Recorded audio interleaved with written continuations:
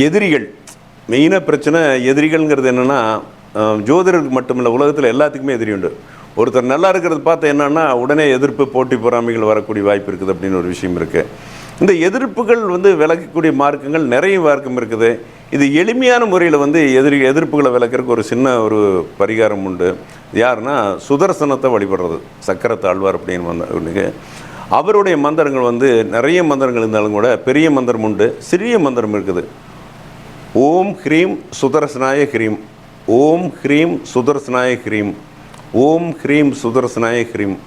இந்த மந்திரத்தை தொடர்ச்சியாக செய்து வந்தால் எதிர்ப்புகள் இல்லை, போட்டி தொழில். நம்ம யாருமே ஏமாற்ற போகிறதில்ல. பொதுவாக ஏமாத்துறதுக்காக நம்ம எந்த தொழிலும் யாரும் செய்வதில்லை. தான் ஜெயிக்கணும் அப்படிங்கிற ஒரு விஷயம் இருக்குது. ஆனால் இருந்தாலும் மற்றவங்களுடைய திருஷ்டிகள், போட்டி பொறாமைகள், எந்திரங்கள், மந்திரங்கள், தந்திரங்கள், அவசரங்கள் இதெல்லாமே வரக்கூடிய வாய்ப்பெல்லாம் இருக்குது. இதுக்கு அருமையான வழிபாடு சுதர்சனத்தினுடைய அந்த மந்திரங்களை சொல்லிகிட்டே இருக்கலாம், வாயில் சொல்லிகிட்டே இருக்கலாம். அல்லது வீட்டில் உட்காந்து பூஜையில் உட்காந்துட்டு ஒரு 1/4 மணி நேரம் 1/2 மணி நேரம் சொல்லலாம். பொதுவாக சுதர்சன பெருமாள் அற்புதமான வேலை செய்யக்கூடிய ஆற்றல் பெற்றவர்.